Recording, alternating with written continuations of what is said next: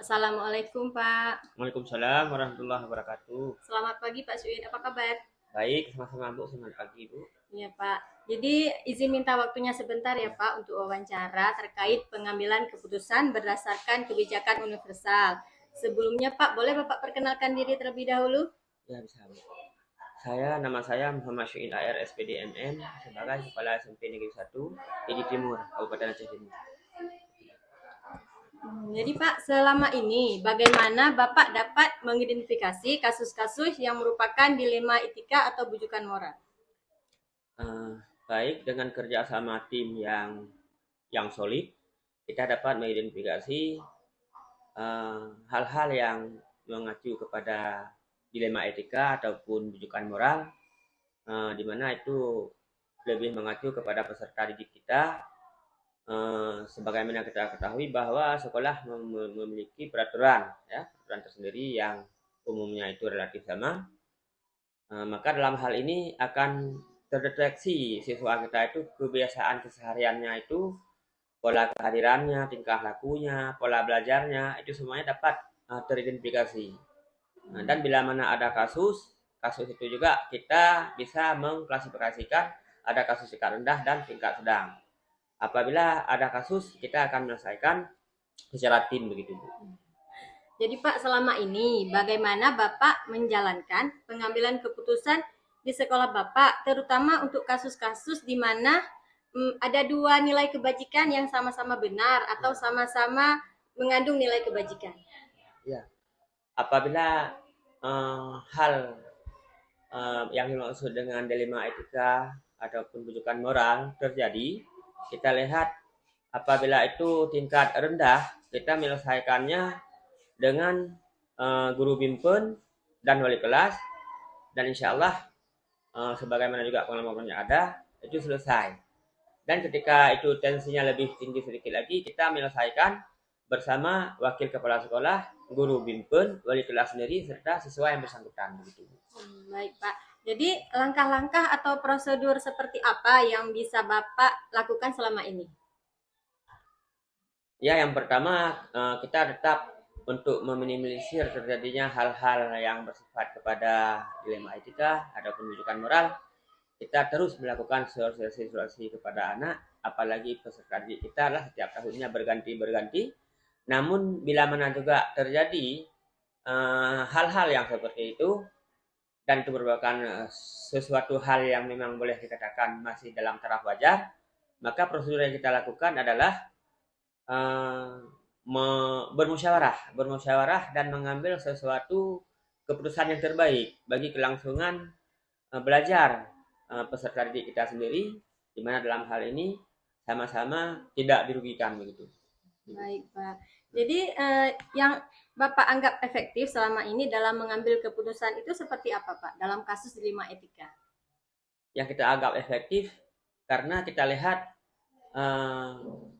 guru-guru kami masih punya dan melekat komitmen yang tinggi bahwa dalam mengembankan tugasnya tidak hanya sebagai mengajar, juga sebagai pembimbing dan pengasuh.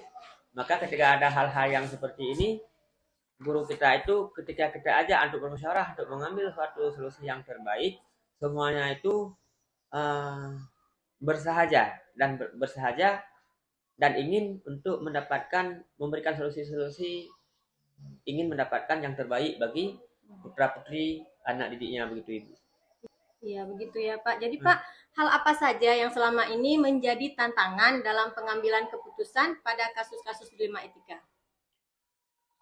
Biasanya dalam dilema etika ini ada kasus, mungkin walaupun tidak terlalu banyak kasus, di mana harapan yang kita harapkan dari perubahan daripada etika dari yang kurang memuaskan kepada yang lebih baik, itu tidak terjadi secara signifikan, Bu. Kendati pun kita sudah memanggil, mungkin kasusnya begini Bu, contoh, misalnya ada siswa yang kehadirannya itu lebih sering tidak hadir. Jadi ketika sampai ke tingkat level kita udah memanggil orang tuanya, duduk bersama untuk mengambil yang terbaik untuk anaknya, iya, iya diokekan. Namun kehadiran anak itu tetap masih belum meningkat lebih tinggi. Ya kita kan harus memaklumi juga bahwa keadaan sosial ekonomi masyarakat di pedalaman tentu sangat jauh berbeda. maka kita tidak boleh mengambil satu sikap yang merugikan ataupun bahkan terberhentinya pendidikan itu sendiri bagi siswa. Maka dalam hal ini siswa kita yang ada kasus seperti itu tetap dapat melanjutkan pendidikannya dengan harapan-harapan kita bisa lebih maksimal. Itulah yang menjadi tantangan karena tujuan yang kita capaikan ini, yang kita harapkan ini tidak bisa tercapai dengan maksimal begitu Ibu. Iya. Jadi Pak, apakah Bapak memiliki sebuah tata kala atau jadwal tertentu dalam sebuah penyelesaian kasus dilema etika? Seperti apakah Bapak langsung menyelesaikan tugas pada waktu itu atau memiliki jadwal tertentu seperti itu untuk menyelesaikannya? Dan bagaimana prosedur yang Bapak jalankan?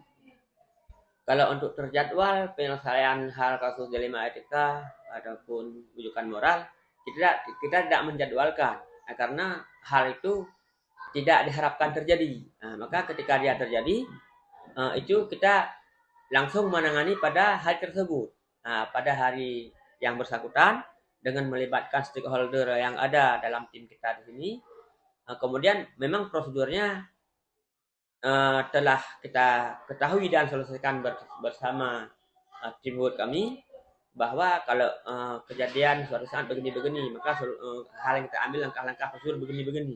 Cuman untuk penjadwalan aja tidak ada, tapi skenario untuk penyelesaian suatu kasus itu ada, Bu. Begitu bedanya. Iya, jadi Pak, adakah seseorang atau faktor-faktor yang selama ini mempermudah Bapak dalam mengambil keputusan dalam kasus-kasus dilema etika? Ada. Alhamdulillah, setiap kasus yang kita temui, kita selalu terbantu karena baik kita secara intern ataupun di pihak wali murid itu sendiri dalam hal Bapak Komite juga selalu memberikan apresiasi, kesan-kesan yang baik bahwa jika ada kasus Pak, jika tidak mampu diselesaikan di tingkat sekolah, Bapak yang segan-segan sampaikan kepada kami karena kita bersama memiliki tanggung jawab yang sama walaupun dengan profesi yang berbeda-beda untuk mencerdaskan kehidupan anak-anak kita. Jadi saya merasa selalu dibantu oleh Bapak Wakil, oleh guru BK, oleh wali kelas itu sendiri. Alhamdulillah. Iya Pak, jadi dari semua hal yang telah Bapak sampaikan, pembelajaran apa yang bisa Bapak ambil atau petik dari pengalaman Bapak selama ini mengambil keputusan tentang dilema etika? Jadi pengalaman saya ketika kita melihat bahwa lembaga yang kita bekerja di sini, komunitas kita adalah bukan saya, tetapi kita. Maka dalam hal ini banyak pengalaman-pengalaman yang dapat saya petik bahwa suatu hal itu, perkara apapun, bahkan perkara yang tingkat rumit pun, ketika kita sudah duduk rembuk bersama-sama, di situ ada jalan keluar tersendiri yang membuat kita ringan. Ada tersendiri yang membuat kita ringan, yang memang ketika kita pikir kalau untuk menyelesaikan sendiri berat, jadi dengan merangkul bersama terasa ringan dan ada hikmah itu semua yang kami lihat. Itu petikan yang dapat saya petik. Ya Pak, jadi bisa saya simpulkan Bapak dalam mengambil keputusan di sini terutama pada dilema etika lebih melakukan musyawarah bersama guru-guru, guru BK tentunya, kemudian bisa yang terlibat di dalam permasalahan tersebut atau sekolah tersebut. Terima kasih Pak atas jawaban-jawabannya, sangat bermanfaat. Semoga kita bisa mengembangkan lagi sekolah ini menjadi sekolah yang lebih baik lah ya Pak ya. Terima kasih Pak waktunya. Assalamualaikum warahmatullahi wabarakatuh. Waalaikumsalam warahmatullahi wabarakatuh.